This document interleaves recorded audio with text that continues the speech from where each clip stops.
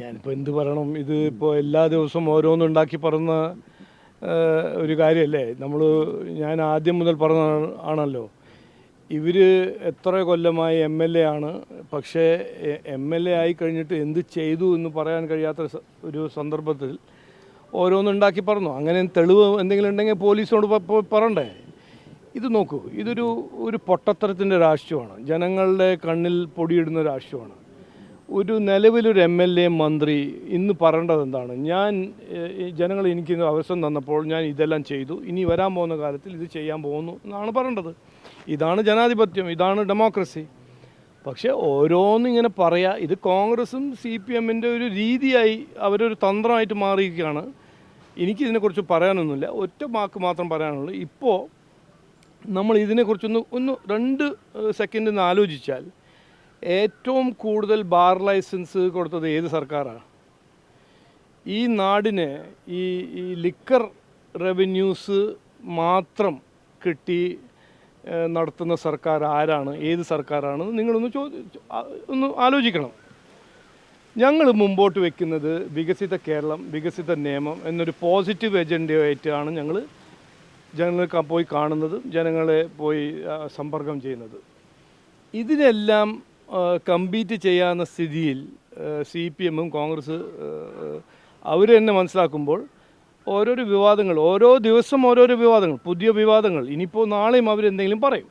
ഇന്നലെ മിനിഞ്ഞാന്ന് ഡീലായിരുന്നു, ഇന്നലെ വേറെന്തോ ആയിരുന്നു, അതിന് മുമ്പ് മറ്റൊരു കാര്യമായിരുന്നു.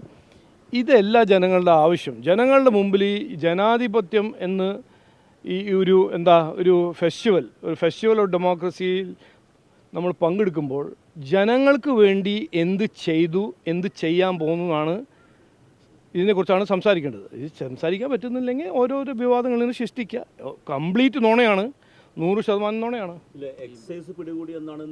അല്ല, അത് പിടിച്ചിട്ടുണ്ടെങ്കിൽ എക്സൈസും ഇലക്ഷൻ കമ്മീഷൻ ഉണ്ടല്ലോ, നിയമപരമായ കാര്യങ്ങൾ ചെയ്യട്ടെ.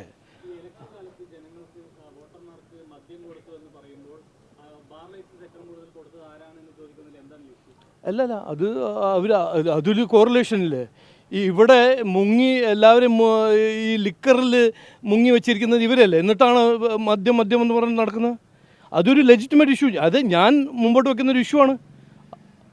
നിങ്ങൾ വേറെ നുണ പറയുമ്പോൾ ഞാനൊരു ഫാക്റ്റ് മുമ്പോട്ട് വയ്ക്കുമ്പോൾ എന്താണ് അതിൻ്റെ ഇഷ്യൂ?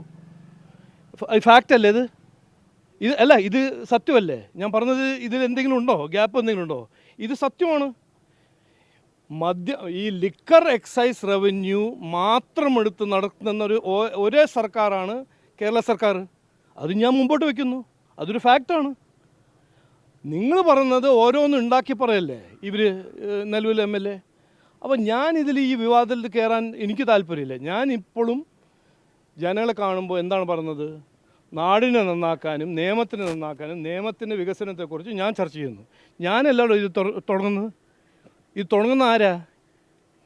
ഇവിടെ നിലവിൽ 10 കൊല്ലമായ MLA, മേയറായൊരു വ്യക്തി, മന്ത്രിയായൊരു വ്യക്തി, എലക്ഷൻ്റെ ഒരു ദിവസം മുമ്പ് ഇതാണോ വിവാദം? ഇതാണോ ചർച്ച ചെയ്യേണ്ടത്? ഞാൻ പണം ഡിസ്ട്രിബ്യൂട്ട് ചെയ്യുന്നു, അങ്ങനെ തെളിവുണ്ടെങ്കിൽ പോയി പോലീസിൽ ഫയൽ ചെയ്യട്ടെ കേസ്. എന്തിനാണ് ഈ നുണ പറഞ്ഞ് നടക്കുന്നത്? ഈ നുണ പറഞ്ഞിട്ടാണോ രാഷ്ട്രീയം ചെയ്യേണ്ടത്? ഏറ്റവും പുതിയ വാർത്തകളും വിശേഷങ്ങളും വിരൽ തുമ്പിലറിയാൻ Zee മലയാളം ന്യൂസ് എല്ലാ ഡിജിറ്റൽ പ്ലാറ്റ്ഫോമുകളിലും ലഭ്യം.